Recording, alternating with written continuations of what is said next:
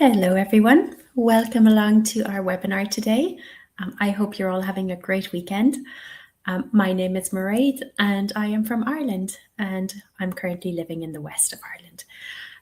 I've been a teacher since 2004 and yeah, that's a long time to be involved in the world of TEFL, right? So hopefully I will have lots of experience and advice to share with you all today. Why don't you say hello in the chat box? Tell me where you are and, give me my little fix of international flavor. In today's webinar, we're going to talk about a really important topic, and that is giving feedback. As usual, I'm going to talk to you about this for maybe 25-30 minutes, and afterwards we will have loads of time for a nice long question and answer session. So if you have any questions about anything I say today, keep them in your mind, or you can write them straight into the chat box and we will have plenty of time to talk about it all after our presentation. All right, let's get going. We have so much to say today. Firstly, when it comes to feedback and indeed teaching in general, the most important thing to always bear in mind is that we all make mistakes. Our students make them, we make them. They are a part of everyday life in the classroom. It's so amazing when our students produce accurate language and use new concepts correctly. It's a feeling like no other when they finally get it, but bear in mind there will be mistakes all along the way. Errors and mistakes are an inevitable and very valuable part of the learning process. I know this is something every teacher says, like, don't be afraid to make mistakes. And maybe the students roll their eyes and think, yeah, okay. But it is so true. If they are not making mistakes, they are not learning and they are not trying new things. So from the very beginning of our time with our students, like from that very first class, we have got to just normalize mistakes, not make a big deal of them, okay? And definitely promote the idea that mistakes are not a negative thing. When our students make mistakes and errors, okay, it is up to us as teachers to try to fix those significant errors and mistakes. We call this giving feedback. Yeah, it sounds much nicer than correcting. It's much more non-threatening. So effective feedback from the teacher should help students understand and retain information without, crucially, reducing their confidence or motivational levels. We always want to give feedback in as diplomatic a way as we can. Yeah, we still have to do it, but we can definitely do it nicely. And later on, we're going to explore ways to deliver feedback in a diplomatic way, okay, that will not impact on students' learning experience.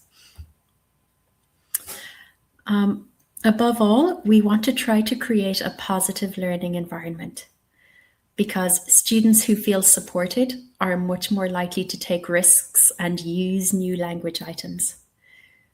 Whatever it is we're teaching them, we want them to use it. So we've got to open up that space in the classroom where learners feel safe to take risks, to experiment with language, because without that, they will not make any progress. Also bear in mind that constant correction from the teacher can make learners hesitant to use English. If we all think back to our own days in the classroom, maybe in primary or elementary school or secondary or high school, I'm sure we all had that teacher where we were afraid to say anything because they knew that we knew that they would jump on us immediately with correction. That was never a good feeling, right? And we never want our students to feel that way about us. So we should do our best to create a positive learning environment in which mistakes are just a normal, everyday part of life. In order to do this, we should try to correct errors in a positive and constructive way. We should always celebrate students' accomplishments We don't want to fall into the trap of just correcting wrong things. We also want to praise things that they have done well.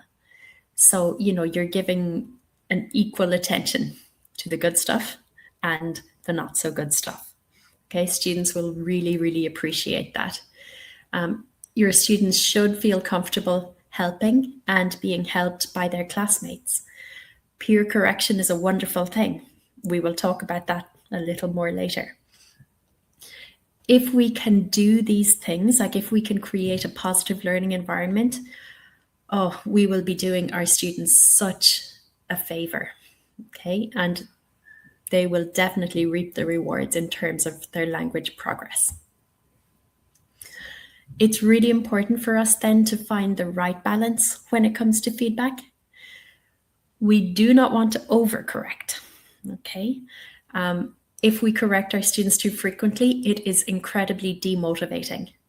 And as we said, overcorrection leads to the students not saying anything at all or not taking risks with the language. However, if we go the other direction and undercorrect, well, that's not good either, because it can cause fossilized errors.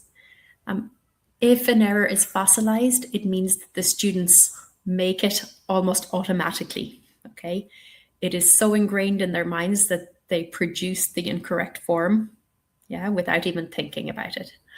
An example might be students who forget to add the third person S in the present simple. For example, they might say he go, he go to school instead of he goes, or she do her homework instead of she does. Even though the students know in their head what the correct grammar is, like they know they need to use an S for third person in the present simple, they don't, because they are so used to not doing it. So this is an example of a fossilized error. They are very difficult to get rid of, and over time they can discourage learners because they feel like they're not progressing. So, that is a consequence of undercorrection. So we don't want that either. We've got to find our nice balance. Not over, not under, just right, okay? Goldilocks feedback, right? Now, a lot of times we use the words error and mistake interchangeably. A lot of the times I will say mistake for everything, or I will say error for everything. That is a fossilized error of mine, because technically errors and mistakes are not the same thing, okay? Now, this may be very pedantic, but yes, technically they are not the same thing. A mistake is an inaccuracy that students already know and can self-correct. For example, the example I gave about the third person S. If your student says he go and you look at them like he, they can correct themselves immediately and say he goes. All right. So mistakes are things they know. They've just said it badly, but they can self-correct. On the other hand, an error is technically when students are not aware of the language they're using and they cannot self-correct. So maybe they're trying out a new form that they haven't learned yet. For example, tomorrow at 10, I will be watch television. Okay. They're trying to say I will be watching, but they haven't really learned the present continuous yet. So they're just guessing, right? And making an error. So that is the technical difference between mistakes and errors. But in reality, teachers will use those two words interchangeably, and you will know what they're talking about. All right. So what types of errors and mistakes can our students make? Well, so many. If they're producing English or reading or listening to English, chances are they're making some mistakes along the way. And as we said, that is how it is meant to be, okay? Mistakes are not a bad thing. So they can have mistakes in speaking and writing and listening and reading. They can also make mistakes or errors for other reasons. For example, interlanguage.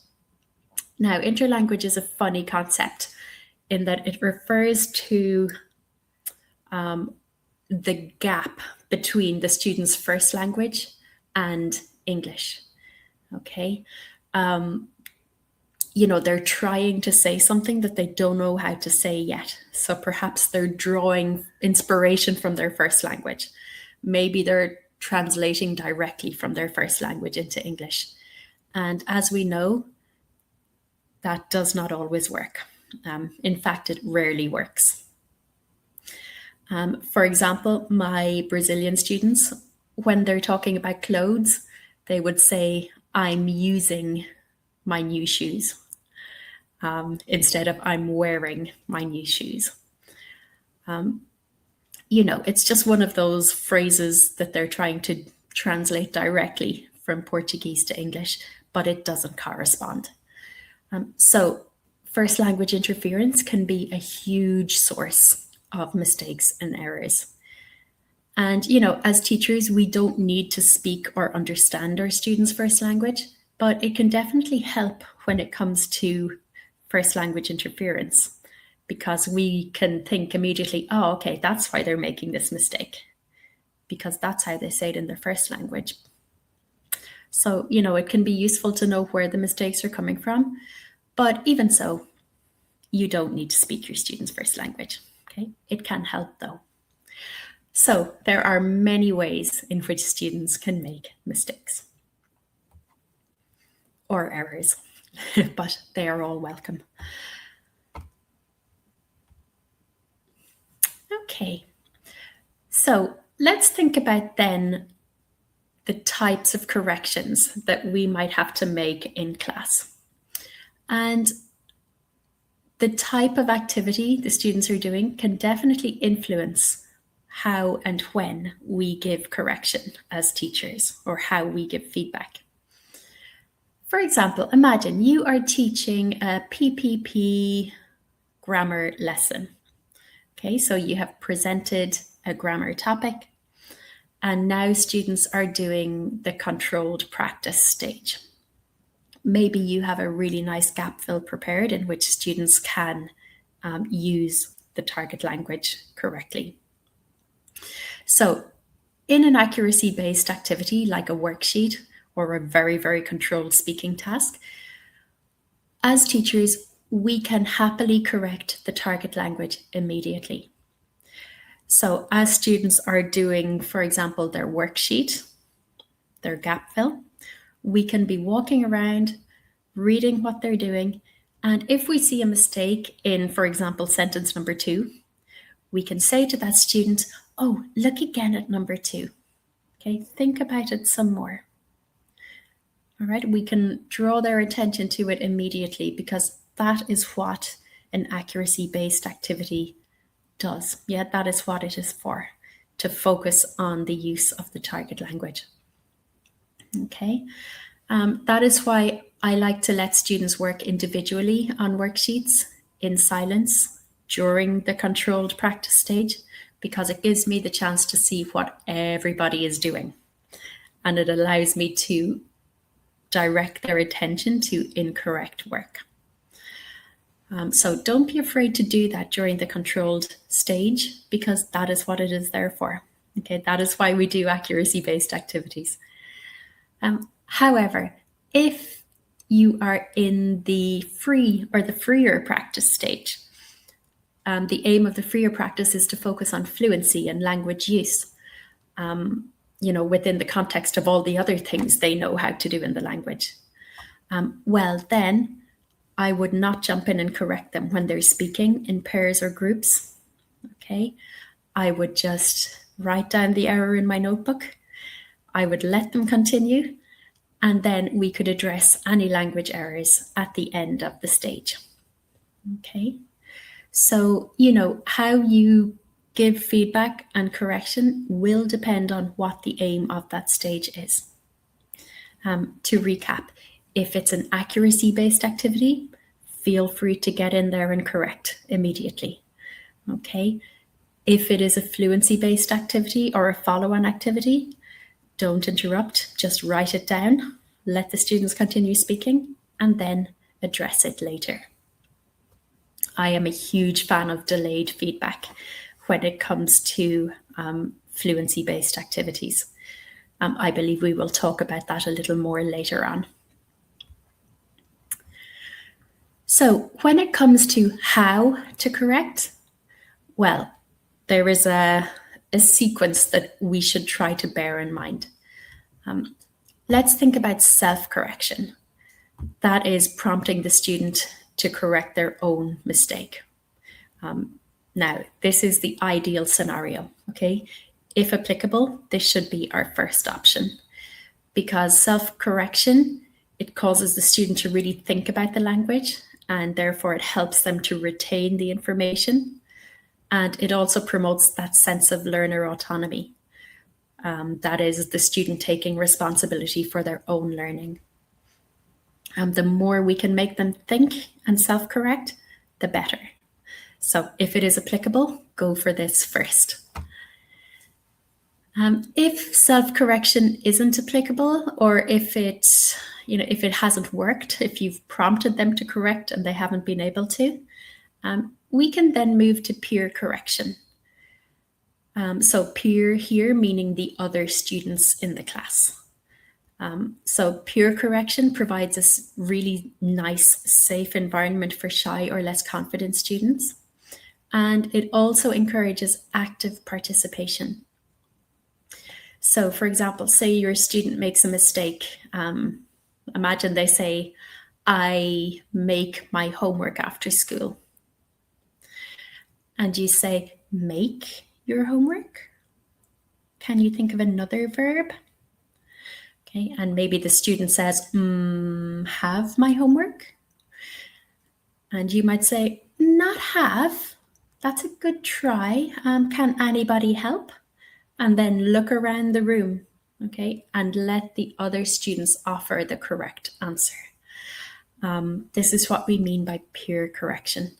It's often much less confrontational when the correction comes from other students and not the teacher.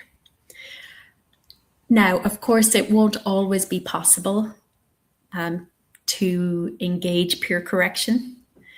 Like, it would only be suitable if you're doing an activity as a whole class together. But, where suitable, peer correction can be a really nice second option. So self-correction, if that doesn't work, try peer correction. And if that doesn't work, or if it's not applicable, then of course you as the teacher can correct the student.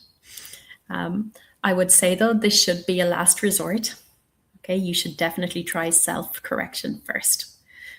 Okay, student to teacher correction, it is very teacher-centered. You're taking the attention of the student and bringing it back to yourself, which is not something we always love doing. And if we always use teacher to student correction, well, it could encourage or it could discourage students' active use of the language and learner autonomy. Remember, we spoke before about overcorrection and the disadvantages it has. Now, sometimes, we do correct our students directly. Please don't think that you shouldn't, because sometimes we just have to. The idea is, though, that we try to explore other avenues first. Okay, but if we need to correct them directly, let's do it. That's what we're there for, right? Okay. So if we as teachers have to correct them, have to correct our students on the spot, like immediately, there are loads of ways that we can do this, okay? We can use echoing or repeating. Like the example I used before, your student says, I make my homework. The teacher could say, make your homework. So, we're repeating the mistake to them, but in a way that clearly indicates it is not correct. Okay, make your homework. Do we make our homework? And again, that usually then triggers self-correction. Okay, and the student would say, oh, no, do my homework. Okay. Another thing we can do is request clarification. For example, if a student uses a word in an incorrect context, if they say, for example, it was a fantastic holiday, I was so embarrassed. You might say, what do you mean by embarrassed? Okay, because we know they're not using it correctly, but again, we're triggering them to think about the mistake they have made and to hopefully self-correct. Okay, so what do you mean by Okay. Another thing we can do is just through facial expressions and body language, indicate that they have said something incorrect. Okay, and again, hopefully this will trigger them to self-correct. So for example, if my student says, I made my homework, I might say, make the little face like, not quite. Or I might do that with my hand. Okay, like, okay, or I might say again, okay, try again. Okay, if they're making a mistake about tense, if they're saying like, I made my homework tomorrow, yeah, through body language, I would say, oh, and I would put my hand forward like you're going to the future here. Okay, so we do lots of like past, present, future gestures, body language. Anything we can convey through facial expressions and body language to indicate that they have said something incorrect, that is very, very helpful. And when you start teaching, you will find that you do all of these things naturally. Okay. You will like build up your own repertoire of gestures in body language and your own methods of indicating that an error has taken place and you would like them to self-correct. Some more on the spot error correction techniques could be repeating the sentence until the error. I really like this one. I do this all the time. For example, if your student says, I had pasta for dinner tomorrow. Okay, so I had pasta for dinner tomorrow. I might say, I had pasta for dinner. Okay, and I would stop just before the incorrect bit. Okay, and then maybe indicate that something has gone wrong. Okay. If it's a pronunciation lesson or if it's a pronunciation mistake and the student says something like, I was thrilled, yeah, instead of I was thrilled. I might say, I was, okay, I was. And again, you're saying the sentence up until the mistake, and that is prompting them to think, okay, what did I say and why is it wrong? And let me try again. Other things we can do is contrasting. Again, if you do speak their first language, you could say, your student says, I made my homework. I said, okay, I know you would say that in Spanish, but what about in English? We don't use that verb. Okay. Now, again, this only works if you know their first language. Don't worry if you don't, though. It's only something we can use if we do know their first language. There are loads of other options, though. Another thing we can do is metalinguistic cues. So, for example, your student says, I was excitement. Yeah, I was excitement. And you say, okay, excitement is a noun. What is the adjective? Okay. So, and then I was excited. All right. Or if we say something like, let's see, they might say, I eated my dinner. And you say, okay, eat in the past is irregular. It's an irregular verb. And hopefully then they think, okay, it's not ed because it's irregular. So I ate. So metalinguistic cues could be just, telling them it's the verb, it's the noun, it's the adjective. Okay, it's a preposition. And, this will be very dependent on their knowledge of English grammar. Only use metalinguistic cues if it's helpful. Okay, if they don't know yet what a verb and noun is, it's not helpful. But if they do, it can be an excellent way of getting them to recognize the error very quickly. If you're using board work or if you're using a book or a worksheet, don't be afraid to just point to important information. Okay, like maybe they're using a wrong word or they're not pronouncing it correctly. So you go to the board and you draw your finger under it. Okay, just to draw their attention to the correct information. That's a really nice way to correct if you can, because you don't even have to speak, which is ideal. You just point to it and give the student a chance to figure it out. As ever though, if the student can't self-correct and if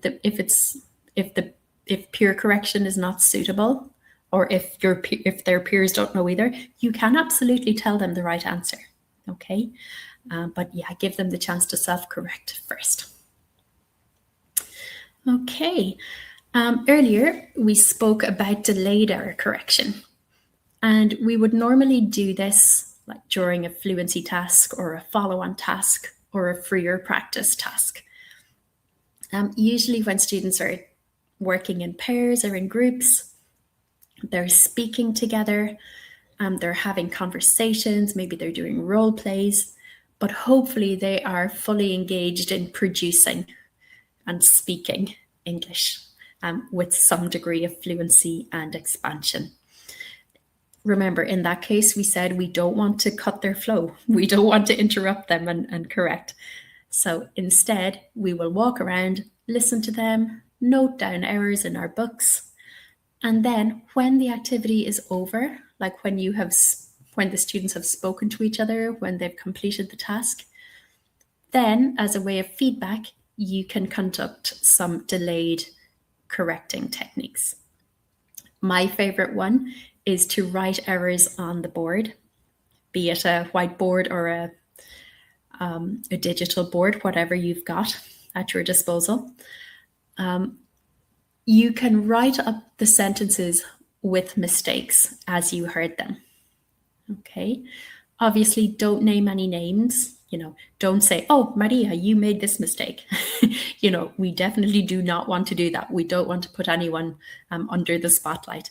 Instead, you can just write them up and say, here are some things that I heard while you were speaking. So they're like nice and anonymous. You'll find that sometimes the students will say, oh, that was me. I did that. I said that. In which case, no problem. I would usually make a joke like, oh, you're admitting it, Maria. Thank you very much. It's just something humorous to acknowledge that they're owning up to the mistake. Again, you're taking the sting out of mistakes, because remember, they're a normal part of the learning process.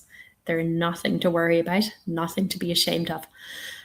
So you can write up the errors on the board and then put the students in pairs and say, okay, you have 3 minutes to try to fix these mistakes or these errors. That can be a really nice way for the whole class to benefit from correction. Because if they have the responsibility for correcting the errors are much more meaningful and they're more likely to remember them. So always give the students the chance to correct the errors before you do. Another really nice thing you can do, if your learners agree to it, is record learner speech. So you can give students something to talk about. Say they talk about it for a minute or so, and tell them like, okay, if you want, okay, only if you want, record yourself speaking on your phone. Okay, you don't record them on your own phone, but get the learners to record themselves speaking. And then you can say, okay, now for homework, I want you to, go home and later this evening, listen to yourself speaking. See if you can find any times that you made mistakes and then try to correct them. and say that whole thing again and record yourself, listen to it, and, let them continue re-recording until they're happy with it. And then, the next day in class, they can play their corrected version for you. You can give feedback on that. It can be a really nice way to give your learners the responsibility for self-correction and self-reflection. And remember, it won't be perfect. Yeah, it will very rarely be perfect, but that's fine. Okay, we're not striving for perfection. We're just striving for improvement. Written activities can also be a really nice way to do some delayed correction. Students can go home, do some writing for homework, okay? Give it to you when they come in the next day. You can take it away and correct it and give it back to them. And they can, read your corrections and revisions in their own time. So yeah, plenty of ways that we can employ delayed correcting techniques. And as I said, that works really well with fluency-based activities and follow-on tasks. Okay, so in conclusion, learners need to see that their errors, or they need to see their errors in context to practice and incorporate them into their language use. Okay. However, we do not want to overcorrect. Okay, we do not want to undercorrect. And we always want to correct in a way that is diplomatic and tactful and does not kill their motivation. Praise and consistent feedback are crucial parts of students' progress. So be sure to find that balance. Okay, give nice, specific praise where it is due, but also don't be afraid to promote self-correction, peer reflection, peer correction, or use teacher-to-student correction where necessary. All right. Question and answer time. So hopefully you have lots of questions for me about correction and giving feedback. While you're thinking of some questions to type into the chat box, I am going to see where you all are. Because as I said, I do love my little fix of international flavor. I spent a lot of time working abroad when I started teaching, from, let's see, 2005 until 2015. I had the chance to work all over Europe. I spent a lot of time in Spain, especially. I met people from all over the world. And then when I moved home to Ireland, I taught in a language school, and yeah, I encountered students from literally every country you could imagine. So it fills me with joy to see all the countries that you tune in from. It brings me back happy memories. We have Georgie in Bulgaria. Welcome, Georgie. Thank you for coming along. We have Gillian in London, just across the water, Gillian. Nice to have you here. We have Rachel in London too. Excellent. I love London. What an incredible city. We have Stephanie in South Africa. Wonderful. Welcome, Stephanie. Patience from Uganda. You are very welcome, Patience.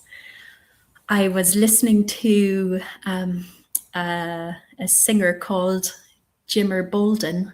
I believe he's from Uganda. He's got the most beautiful voice I've ever heard. We have Richana from Guyana. Oh, how exciting. I don't think I've ever had anyone watching from Guyana before. So welcome, Richana. We have Saumia from Spain. Hey, love Spain.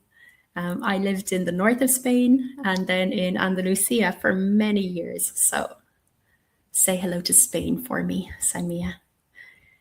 We have Nangamso from South Africa. You are so welcome. Boris in Miami. Oof, that sounds so fun, Boris. I think Miami, I just think party. It sounds so fun. So, Rachel, we have a question. In your experience, do all learners want the same level of correction? Some students want to concentrate on reading or speaking as their primary goal, for example. Oh, Rachel, this is a really good question. In my experience, students all have different expectations when it comes to correction. Some students will tell you, teacher, I want you to correct all of my mistakes, okay? Anytime you hear me say something wrong, I want you to correct me, okay? Whereas other students will be, if you try to correct them, they'll be like, yeah, whatever, teacher, okay. So yeah, they all have different expectations. And as the teacher, you've got to juggle that. Like the student who says that they want you to correct everything, in reality, they don't. And they would not benefit from you correcting everything because, again, you're constantly interrupting them. You're bombarding them with corrections. You're cutting their flow. They never get to find their rhythm. So they may think they want tons of correction, but you know better, okay? You will use your judgment to choose when to correct and how to correct. And, the same as the student who is like, yeah, whatever, you will need to stop them where appropriate, correct them, yeah? Because again, we want to prevent errors from becoming so fossilized that they never get rid of them again. So yeah, even though your students will all want different things from correction, Rachel, it is up to you to do it as and when you see fit. Okay. So yeah, great question, Rachel. Thank you. I hope that answered it. If you have any other questions about that, pop it in the chat box. All right. So hello, Smaragda from South Africa. Oh, we have a lovely crowd from South Africa today. It's so good of you all to tune in on this. I guess it is Saturday evening for you all. I know you're a couple of hours ahead of us here in Ireland, in GMT land. Rosemary, when correcting a written page, do you use abbreviations, VT? Oh, I'm sorry, guys. My 4-year-old is after bursting into the room. So excuse me if you hear some noises. Now, go upstairs. Oh, she escaped. Okay, so when correcting a written page, do you use abbreviations, VT, verb tense? Yes, Rosemary, correction codes are amazing for this. So if your student gives you work to correct at home, instead of writing the correction, I would underline it and then, use whatever my correction code is. So if it's the wrong tense, I might write, VT, verb tense. If they've used an incorrect preposition, I would underline the incorrect one and write PP, for preposition. If, for example, their punctuation is incorrect, I might write things like PN beside it. The important thing is that your students know the code that you use, okay? That, you're not just writing these things, but the students don't know what they mean. Establish your system with the students, make sure they all know what the correction code is, and then, use it. I use it all the time, okay? I am a huge fan of correction codes for written work because, it's the ultimate in, here's the mistake, here's the area it involves, now go and find out the answer yourself. It's the ultimate in self-correction. Love it. And, if you Google correction codes for writing, you will find tons of inspiration for codes. And again, it's just a matter of sharing that with your students so that they know what you mean. Okay, thank you, Rosemary. Great question. So hello, Ellen in South Africa. You are very welcome. Thank you for coming along. Georgie, when students reach for their L1 to express themselves verbally, and as you pointed out, that hardly ever works, unfortunately, how could a teacher nudge them in the right direction to use English effectively? So I would just say, Georgie, okay, I know this is how you say it in Bulgarian, but not in English. Or we'll say something like, oh, English, right? That's not the way we say it. So, I'll just kind of make a lighthearted remark about it. and acknowledge that I know why they're making the mistake, but, prompting them to think of other possible verbs or ways to say it. Just acknowledge that you understand why they made the mistake, because students tend to appreciate that. But yeah, let them just indicate that it's not correct and prompt them to self-correct if they can. I've been talking a lot about self-correction. We should always give them the opportunity, but they won't always be able to do it, and that's fine. They don't know everything. That's why they're in class. But yeah, good question, Georgie. And this is why I said earlier, it's really nice if you are familiar with the students L1, okay, because it gives you that insight. Like I was in Spain for a long time, and it came to the point where I would ask a question, and before my student even answered, I would know. It's like, okay, he's going to say this and he's going to make this mistake. I would be anticipating the mistake because I knew Spanish so well, and I knew the typical mistakes that they would make in English when they're trying to translate directly. So, that is really useful. But everybody, don't worry if you don't speak your students L1. Do not worry. You can easily overcome this, but it is a bit of a bonus. And just to make the point as well that only works if you're teaching a monolingual class. If you're teaching a multilingual class where all of the students have different L1s, you won't be able to use your knowledge of a particular student's L1 because, that's not really fair if you're empathizing with one student, but not with all of the others because you don't speak their L1s. So yeah, good question, Georgie. Thank you. Okay. Samia, is it okay to use a template that you have given in Unit 5? Give us more information about the same. Samia, I'm not sure what you mean by this. Can you explain more? Let's ask for clarification, because I'm not entirely sure I understand what you're looking for here. So yeah, pop in a little bit more clarification and I'll see if I can help. Okay, so do we have any more questions related to feedback, when to do it or how to do it? Now is your chance, guys. Pop your ideas in the chat box. Okay. Rosemary, do you give the students a rubric on the levels of success? Do you mean, Rosemary, for writing tasks? Normally, if you are teaching, say, exam English, like if you're preparing students for IELTS or maybe for some Cambridge exams, I would definitely introduce them to the rubrics that will be used to mark their work in the official exam. Because that way, we're preparing them specifically for success in whatever exam they're sitting. But in class, just on an informal basis, if they're not working towards any exam, I would not typically use a rubric, no. But I definitely would if I were preparing them for an exam, and I would use the official exam rubric. Does that make sense? Hopefully.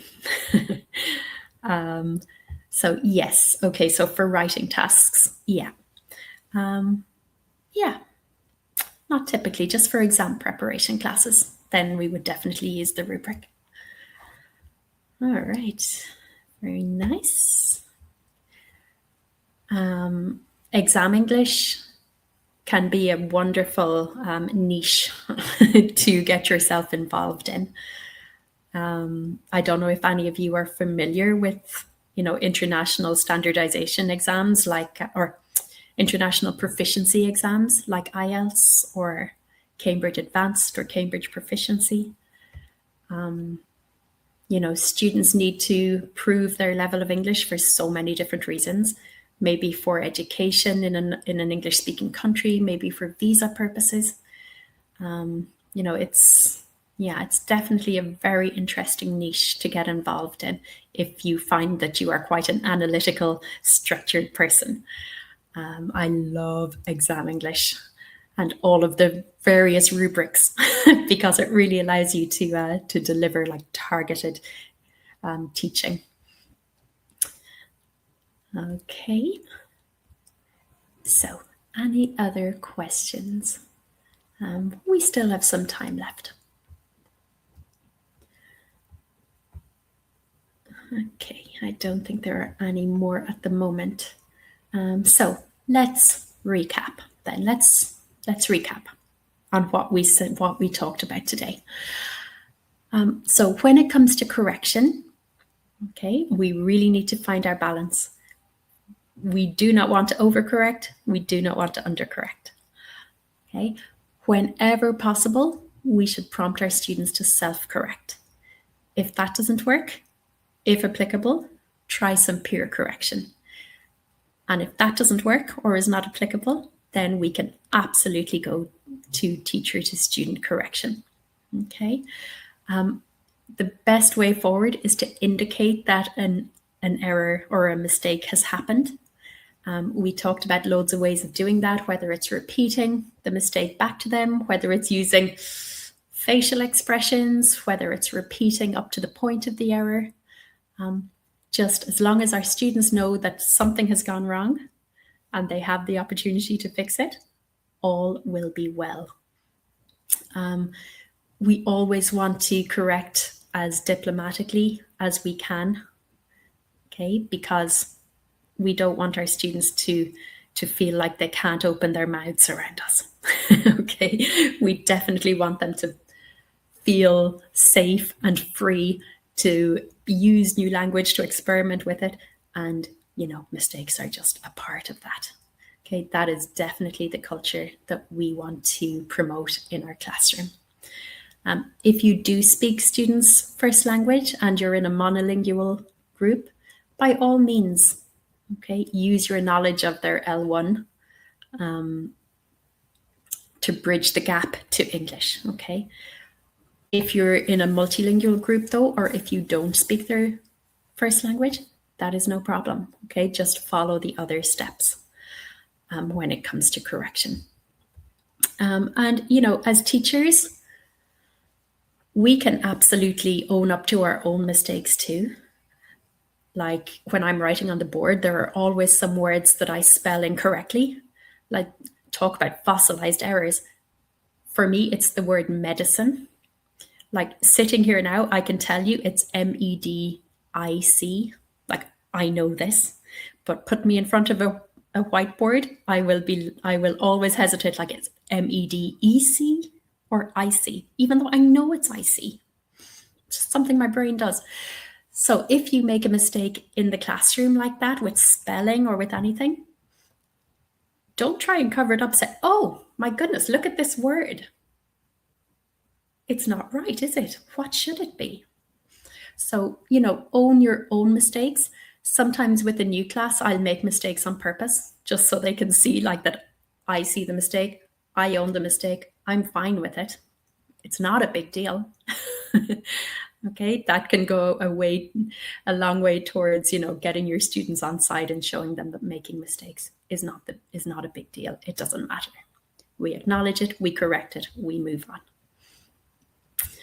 on. So they are my words of wisdom when it comes to giving feedback. Sometimes we need to correct immediately. For example, in an accuracy-based task like controlled practice. Sometimes we don't want to jump in and break their flow, for example, in a speaking task, and we might do delayed correction. So it is not a one-size-fits-all when it comes to correction. Depending on the task, depending on the time of the lesson, we will do things differently. And I know it may seem a bit overwhelming now, but once you get into the classroom, I promise you it will make more sense. And as with everything in life, practice makes perfect. Okay, so Are there any other questions? If you don't have any other questions, we can begin to wrap up. Okay, so it looks like there are no more questions for now. So I guess all that remains to do is for me to say thank you so much for coming along. I really appreciate you taking time out from your busy weekends. Let me please remind you also that I do a weekly podcast with my colleague Luan.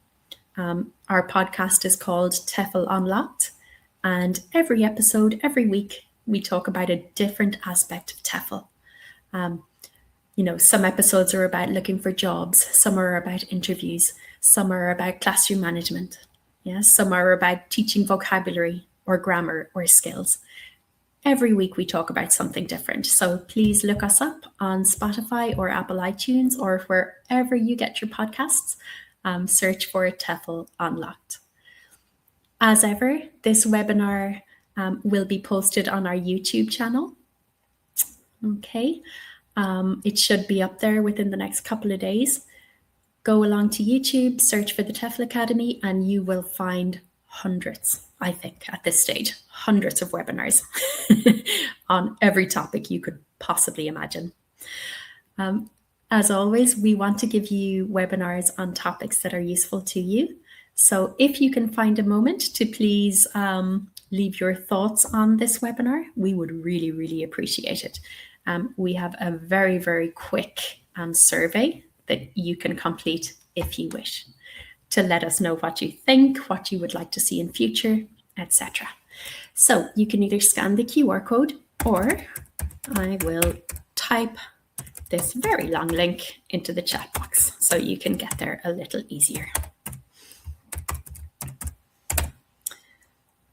All right, did I spell everything correctly? Yes, I did. Okay, there is your link. Okay, so Mia asking about assignments. So you can send a ticket to tutor support, okay? And they will tell you everything you need to know, okay?